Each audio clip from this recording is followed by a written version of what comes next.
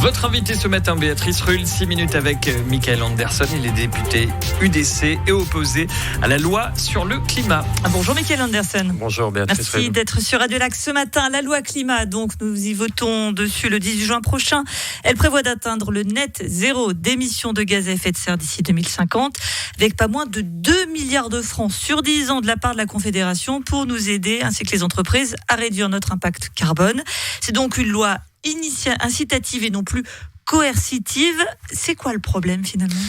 Le problème, c'est que, vous le dites, c'est peut-être une loi incitative, mais pour arriver aux objectifs que cette loi s'est fixée, c'est une loi qui va devenir prohibitive, qui va tout simplement tendre vers l'interdiction du mazout, de l'essence, du diesel et de toute énergie fossile.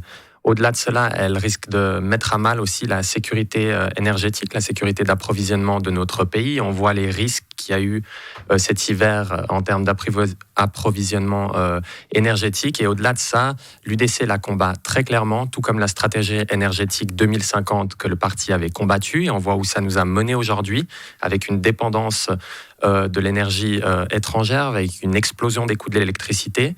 Et on se bat contre cette loi, car elle va... des études de l'EPFZ ont été faites par rapport aux coûts induits, et cette étude tend à dire que ça coûterait à peu près 6 600 francs de plus par personne et par an. Et aujourd'hui, dans un pays dans lequel le salaire moyen tend à la baisse, notre pouvoir d'achat est en train de s'éroder. Je ne pense pas qu'il est temps de se tirer une balle dans le pied avec une loi de la sorte, surtout au vu des efforts qui sont faits par la population suisse et ce que représente là, en termes de CO2, la population suisse par rapport au reste du monde. Tout de même, on se souvient la loi CO2 que l'UDC a combattue et d'ailleurs a obtenu son rejet par le peuple.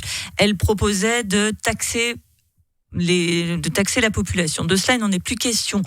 On peut donc considérer quand même que le Parlement, que le Conseil fédéral a entendu ce message. Et encore une fois, c'est de l'argent sera donné pour, certes, à terme, mettre fin à tout ce qui est mazout et énergie thermique, mais on a de l'argent pour nous aider à traverser, à passer ce cap-là. Vous l'avez dit en introduction, la Confédération mettra peut-être aux alentours de 2 milliards, mais Boston Consulting Group a également chiffré cette loi et arrive à ce montant d'environ 387 milliards, sans pour autant rajouter encore l'extension du réseau électrique. Qui va payer cela aujourd'hui ? Quand on va demander aux gens de rénover leurs bâtiments, aux privés de rénover leurs bâtiments pour mettre des pompes à chaleur, pour mettre des panneaux solaires, ceci sera mis à charge des locataires de ces bâtiments. Donc on peut penser aux loyers qui risquent d'exploser.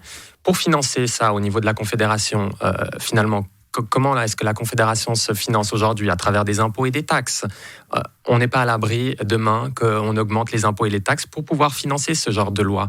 Donc, il y a des mesures pour le chauffage écologique, l'isolation des bâtiments, l'innovation technologique dans les entreprises. C'est pas rien quand même ce qui est proposé. Bien sûr que ce n'est pas rien aujourd'hui, mais je pense que les entreprises ne font pas rien aujourd'hui. Les entreprises n'ont pas attendu la loi. Alors on attend qu'il y ait un réchauffement climatique, Michael Anderson, il faut bien agir. Mais la Suisse, comme je l'ai dit précédemment, ces 10 dernières années, la consommation par habitant en termes de CO2 a baissé de 20%. Aujourd'hui, cette loi ne s'attaque pas du tout au réel problème, parce que bien entendu que dans un pays riche comme la Suisse, avec des salaires élevés, il y a un réel problème peut-être de la consommation, peut-être au niveau des emballages, ce genre de choses. Il y a peut-être un problème dans ce milieu-là, mais au niveau de la gestion des déchets, au niveau des transports en commun, les Suisses sont assez exemplaires dans le domaine, mais je pense que l'État ferait mieux déjà de commencer par balayer devant sa porte. On a vu au niveau de la rénovation des bâtiments et de l'état des bâtiments au niveau cantonal à Genève, mais ça se reproduit au niveau fédéral et ça se reproduit au niveau d'autres cantons. On est en train d'empêcher les citoyens de vouloir les taxer de manière indirecte, plus peut-être directe comme la loi le CO2 le prévoyait, mais indirect, parce qu'à la fin, il y a toujours un payeur dans une loi qui va coûter plus de 387 milliards. Donc on ne fait rien ? Non, ce n'est pas qu'on fait rien. Aujourd'hui, la Suisse est très active dans le domaine. Il y a énormément de mesures. On dirait que ce n'est pas suffisant quand même. Mais bien entendu qu'aujourd'hui, c'est pas suffisant. On peut toujours faire mieux. Mais aujourd'hui, la Suisse, comme je l'ai dit précédemment, a baissé de 20% sa consommation de CO2 par habitant, alors que la population a parallèlement augmenté.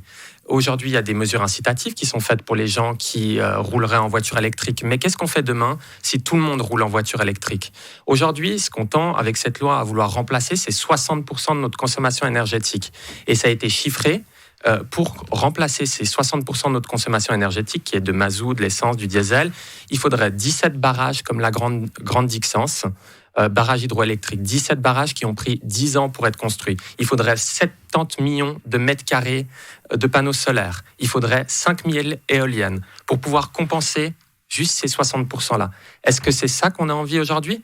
L'UDC dit clairement non, parce qu'aujourd'hui, avec les panneaux solaires et l'énergie éolienne, je rappelle qu'en Suisse, notre période d'importation est la période hivernale, et les panneaux solaires et les éoliennes n'assurent en rien la sécurité énergétique de notre pays.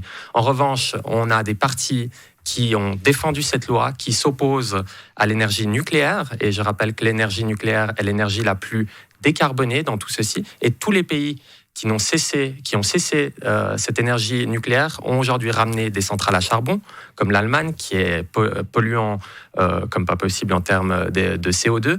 Et au-delà de ça, notre pays est maintenant dépendant d'autres pays à l'importation, et on va importer de l'énergie nucléaire ou de l'énergie du charbon des pays voisins.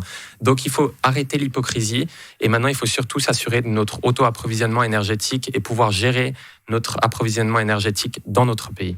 Député UDC, Mikael Andersen, on a bien compris, la loi climat pour vous, c'est non. Merci d'avoir été sur Radio Lac ce matin.